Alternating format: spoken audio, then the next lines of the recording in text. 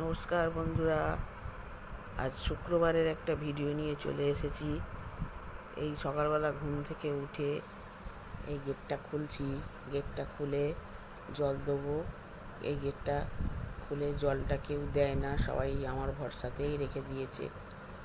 আমি একটু অন্যরকমভাবে জলটা দিই, সেই জন্যে কেউ আর সাহস করে দরজাটা খোলে না। আমি খুলে জল দিই। চৌকাঠটা হাতে করে জল দিয়ে ধুয়ে দিই। এটা আমার মনের একটা ব্যাপার, ওই জন্য এইভাবে জল দিয়ে ধুয়ে দিই। এটা করে এবার রান্নাঘরে যাব, গিয়ে ভাত বসাবো। ভাতটা বসিয়ে এসে আমি ছেলেকে ব্যায়াম করাবো। এই যে চাল নিয়ে নিয়েছি, হাঁড়ি বসিয়ে দিয়েছি।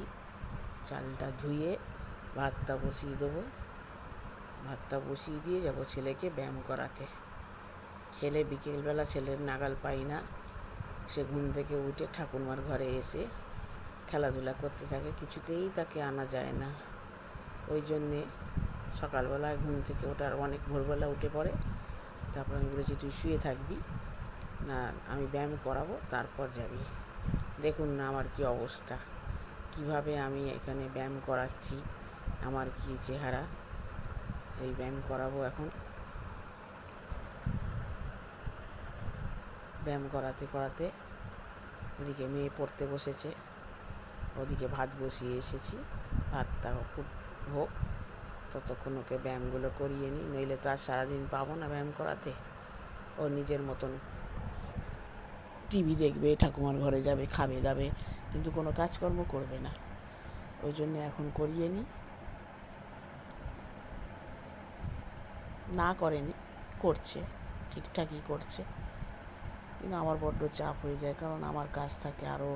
তরকারি কুটবো, বাটবো, রান্না করব, অফিসের ভাত দেবো, স্কুলের ভাত দেবো, টিফিন দেবো, এইসব করতে করতে আর যা গরম পড়েছে গায়ে, যে কী ঘামাচি হয়েছে বাপ রে বাপ, চুলকে চুলকে সারা হয়ে যাচ্ছি। এই দেখুন, মেয়েকে বললাম বালিশটা মাথা থেকে সরিয়ে দে, তাকে কতবার বলবা, পরে সে বুঝলো যে মাথা থেকে সরিয়ে দেওয়ার কথাটা। এই সব হচ্ছে, এদের নিয়ে আমার জীবন। এইবারে দেখুন কি কি ব্যায়াম করাই, এগুলো হচ্ছে থেরাপি ওর। নিজে নিজেও করতে পারে, করে না। সন্ধেবেলা কিছুতেই নাগাল পাই না, ওই জন্য বলেছি ঘুম থেকে উঠে আগে করবি কাজ, তারপর এ ঘর থেকে বেরোবি। নাহলে সেই 10:30 পর্যন্ত রান্না বান্না করব, আর ও তখন ওই ঘরে ঠাকুমার সঙ্গে বকর বকর বকর বকর করে যাবে, লুডো খেলবে আর কিছু করে। তারপরে আবার সেই টিফিন করে টিভি দেখতে বসে যাবে। সে টিভি দেখা হলে পরে তখন খাওয়া দাওয়ার টিভি দেখতে বসে যাবে, টিভি দেখা হলে চান টান করবে, এইসব করতে করতে আর সারাদিনে আর সময় পাই না। আসেই না, তার পাবো কোত্থেকে তাকে, আর কেউ নেই করানোর মতন করে।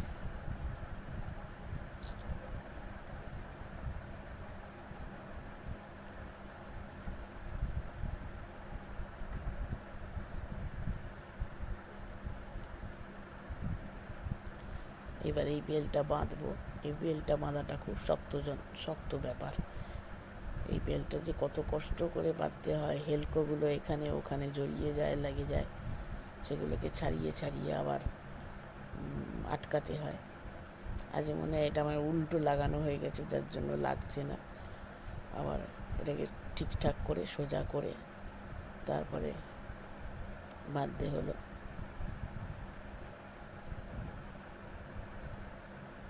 বাবা এসে দেখছে কারবারগুলো কি হচ্ছে।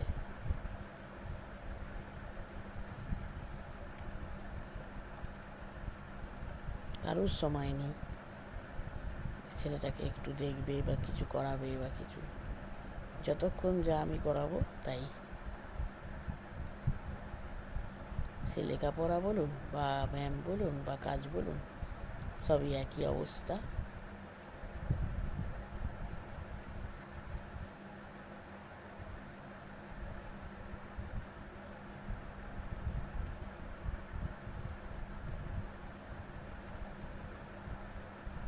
যে যার নিজের জগতে থাকে, কেউ কারোর প্রতি দেখার দরকার নেই।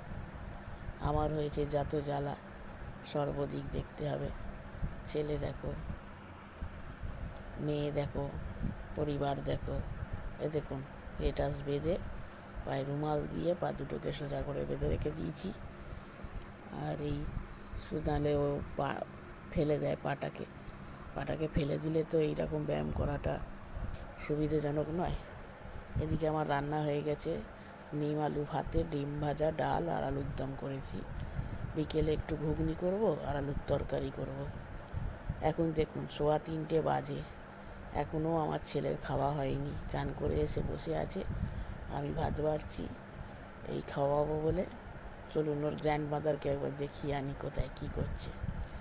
উনি নিজের মতন ভাত বেড়ে সবার আগে খেয়ে নেয়, নিয়ে এই দেখুন দরজা দিয়ে শুয়ে পড়েছে।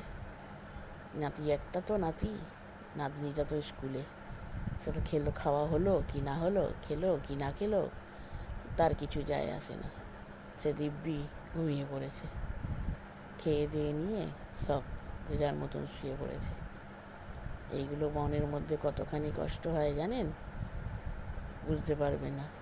কিছু বলারও উপায় নেই, সহ্য করতে হয়। যাই, ঠিক আছে, আসি, ওকে খাওয়াই, আবার আসবো পরে একটা দিন। ভালো থাকবেন সবাই।